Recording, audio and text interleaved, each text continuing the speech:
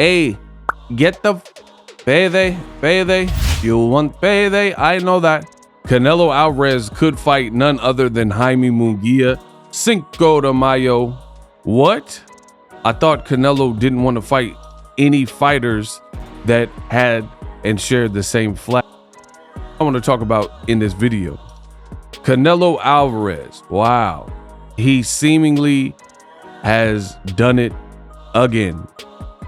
There's new reports out, new videos that you guys can find on social media where Canelo Alvarez, big name in boxing, they're saying that he's had some talks with Jaime Munguia's team for a potential Cinco de Mayo opportunity for Munguia in a fight, right? Now, this is not, clearly is not the worst of Canelo fights because he's fought guys like Rocky Fielding and Callum Smith and guys who didn't have any type of profile in America, and yet they still were given these opportunities versus Canelo. Guys like John Ryder, that was probably the most recent UK guy that he fought. So don't get it twisted. Fight is not the worst thing out there. You know, there's lesser fights in boxing. And commercially, it may even do well. Jaime Munguia is young. They're both Spanish speaking. Jaime Munguia has called out Canelo Alvarez for quite some time, and he's undefeated. So based on the Hispanic market that follows boxing, you might be able to do some numbers with this. Now, Canelo Alvarez, he hasn't really said much about fighting Munguia. Furthermore, Munguia has an upcoming fight this week against John Ryder. Now, this is going to be a weren't anticipating the fight or you forgot about the fight, here's your reminder. But in addition, you might want to watch if you're watching this video, because that face looked crazy. That's crazy. That face, that looked crazy right there. That fight face, or it really just threw off my concentration as I'm making this video. But on Boxing Ego, I don't make mistakes. My record is perfect. So we'll move smooth on. You may want to watch Jaime Munguia versus John Ryder for two reasons mainly. One is going to be a barometer for Canelo Alvarez, because Canelo Alvarez fought the same person. So if Jaime Munguia is able to stop a guy like John Ryder, who Canelo fought in Mexico and couldn't stop, that's going to be a good statement for Munguia out of Mexico. And Oscar De La Hoya has talked about this as well, where if you beat the guy and, you know, he shows resilience and stuff, and then somebody who's not supposed to be on your level comes back in a few fights and stops him, you know, that'll be a good statement. To my knowledge, John Ryder has since the Canelo fight. Upon further review, I was 1,000% right. Saul Alvarez, this is when he fought him. He was 58, 2-2. He fought him last year, Cinco de Mayo, John Ryder.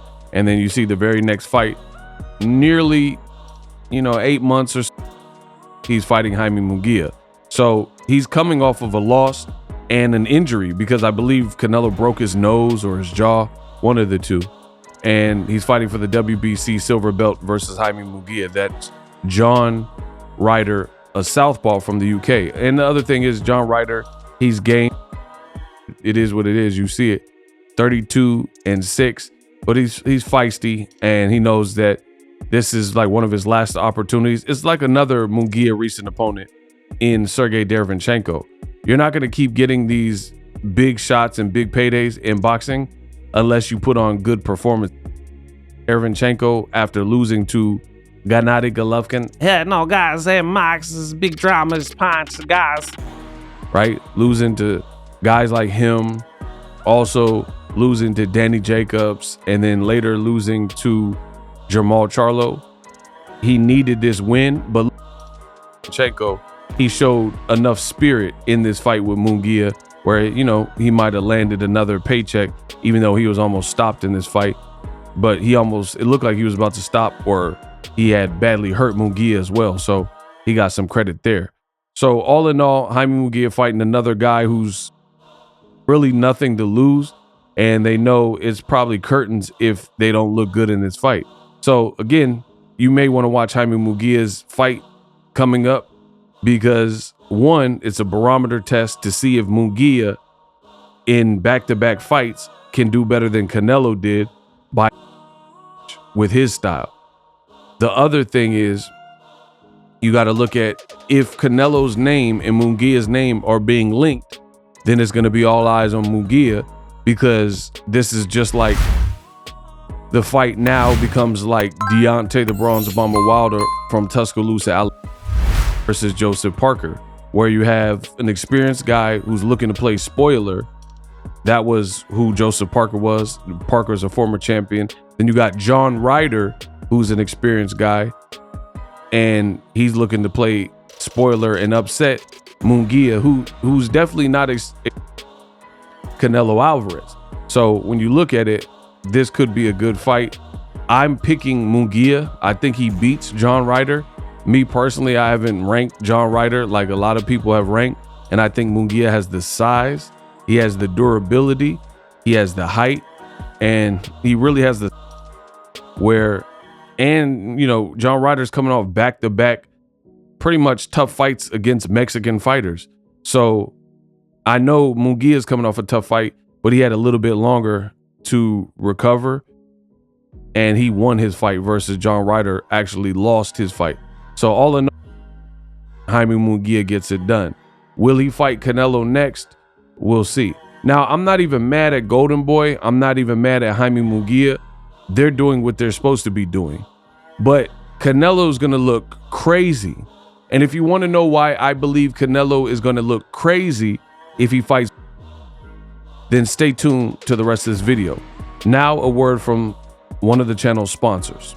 Are you tired of your YouTube videos not getting any views? Well, consider TubeBuddy. I've used TubeBuddy for years to scale up my YouTube channel. Now we're sitting over 200,000 subscribers. TubeBuddy is a browser extension that offers a ton of built-in productivity and time-saving services to take your channel to the next level. Use my link in the description to get started with TubeBuddy and level up your channel faster. We working. And we are back. So the reason why I believe Canelo will look crazy if he fights Jaime Munguia, because I distinctly remember what Canelo says. Now, a lot of people, they say, oh, Canelo, he's popular, I love him, and he's the face of boxing. So they believe that Canelo is somehow above it. He's above criticism. He's above any kind of conversation where you're not glazing and just right? They like some of the people, some of the Canelo fans are so ridiculous. They only want you to say pleasantries and niceties about Canelo Alvarez. Listen, Canelo's a great fighter, but that doesn't mean he's absolved of any guilt or any wrongdoing, or his performance can't be criticized, or him fighting small Jermell Charlo, who's a 154 pounder. Like, I'm going to analyze all those things on my channel. That's the beauty of YouTube. But the bone I have to pick with Canelo, if and should he pick Munguia, is because you got a guy waiting in the wings like David Benavidez, who's with PBC. You would rather go fight a company that you left and that currently has Jaime Munguia, who has a promoter that you don't particularly like, Oscar De La Hoya. Man, he looked crazy. That weight cut was whooping him. So you have Oscar, who, let's just be real, he doesn't have a great relationship with Canelo. And since the split, since Canelo left to greener pastures, he hasn't looked back and he hasn't said anything good about Oscar De La Hoya. So why on earth would you rather make a fight like this with a promoter that you don't even, you're giving them money and giving Jaime Munguia a potential opportunity when you escaped them and you didn't really want to deal with them? Now that you're with PBC, you want to fight Munguia, and then Benavidez is right there, and Samson Lukowicz is right there to make the fight, and that's a meaningful fight. Benavidez has never been beaten in the ring. There's not even a fight where he arguably should have been beaten, but I can think of Munguia fights like the one with Dennis Hogan, where I think he really should have lost. Even the Derevchenko, some people had him losing or having a draw.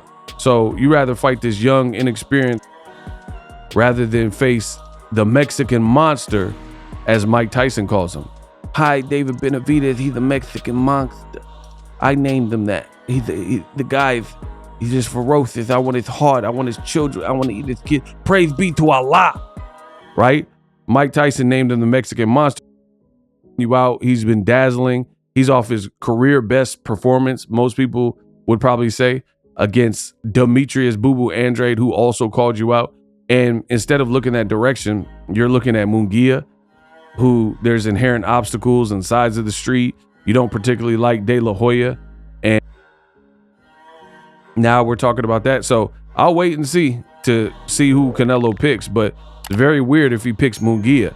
And finally, as I stated in the beginning of this video, another reason why that's insanely weird is Benavidez is half Mexican, half Ecuadorian. And you previously said you didn't want to who shares the same flag as you. So now all of a sudden you want to fight someone with the same flag, huh? So you previously said, guys, I always say this, I show that video and put whatever you want. When I say I don't want to fight Mexican, it's because I represent Mexico. But I don't care. I'll fight anybody, and I'll fight my entire life anybody, right? You've been called out. Look, you got Malignaggi calling you out. He says he won't fight Mexicans, but he fights Chavez Jr. Canelo's inconsistencies. Why does he refuse to fight Mexican boxers, but he's done it before? Right?